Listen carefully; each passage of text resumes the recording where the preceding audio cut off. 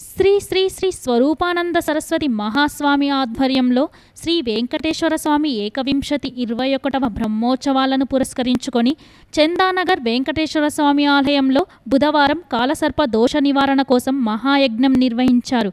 ఈ కార్యక్రమానికి ముఖ్య అతిథులుగా ఎంపీ కవిత, కొండ విశ్వేశ్వరరెడ్డిలు, తెలంగాణ సాంఘిక సంక్షేమ మండలి చైర్పర్సన్ రాగం సుజాత నాగేందర్ యాదవ్, ఎమ్మెల్యేలు షేర్లింగంపల్లి అరికెపూడి గాంధీ, కార్పొరేటర్లు రాగం నాగేందర్ యాదవ్, బొప్ప నవదారెడ్డితో పాటు పలువురు పాల్గొన్నారు.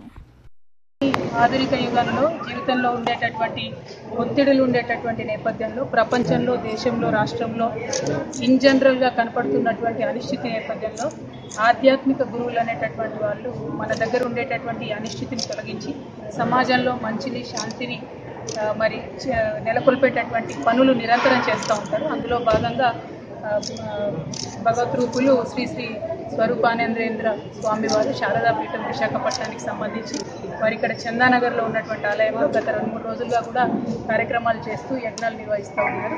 ఈరోజు పూర్ణావతి సందర్భంగా మరి నన్ను, అదేవిధంగా మా ఎంపీలు అయినటువంటి కెప్టెన్ లక్ష్మీకాంతరావు గారిని, చెవిరెడ్డి విశ్వేశ్వరరెడ్డి గారిని, స్థానిక ఎమ్మెల్యే గాంధీ గారిని, హుస్నాబాద్ ఎమ్మెల్యే గారిని అందరినీ కూడా ఇన్వైట్ చేసి ఈ కార్యక్రమంలో పాల్పంచుకునే అదృష్టాన్ని మాకు కల్పించినందుకు వారి కృతజ్ఞతలు తెలియజేస్తూ ఇటువంటి ఆధ్యాత్మిక కార్యక్రమాలు ఇంకా జరగాలి, తద్వారా ప్రజల్లో తెలంగాణలో శాంతి నెలకొల్లాలని మనస్ఫూర్తిగా నేను కోరుకుంటున్నాను. Thank you. ఒక ప్రజాస్వామ్యం పేరు చెప్పి, ఒక సెక్యులర్ పేరు చెప్పి హిందువులకు మాత్రం చట్టాలు పనిచేస్తూ ఉంటాయి. కానీ భారతదేశంలో ఉన్న చట్టాలు ఇతర మతాలతో కూడుకున్న ముస్లింలకు వాళ్ళకి పనిచేయవా? తలాకు పేరుతో వాళ్ళు ఒక చట్టం చేసుకోవడమా ఈ భారతదేశంలో? అది చాలా దుర్మార్గం కదా, అది తీసివేయాలి. అటుపక్క ముస్లింలో ఆడవాళ్ళైనా, హిందువుల్లో ఆడవాళ్ళైనా, క్రైస్తవుల్లో ఆడవాళ్ళైనా, ఎవరైనా ఆడవాళ్ళే. అందులో అందరికీ ఒకటే చట్టం ఉండాలి.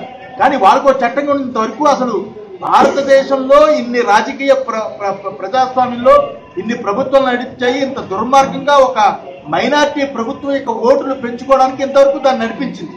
ఇప్పటికైనా పాలకుల్లో ఒక మంచి ఆలోచన వచ్చింది. అలాగే జడ్జిమెంట్లో కూడా మంచి జడ్జిమెంట్లు రావాలి. అలాగే ఆ యొక్క దీని గురించి జడ్జిలే కాకుండా మేధావులు కూడా అందరూ ఆలోచించి ఈ ప్రజాస్వామ్యంలో అన్ని కుల, మత, వర్గ, జాతి అనే భేదాల్లో కూడా అందరికీ ఒకే రకమైన చట్టం రావాలి. తప్పకుండా తలాక్ అని తీసి అందరికీ ఒకే రకమైన పద్ధతి రావాలని నేనైతే మనసాగా కోరుతున్నాను.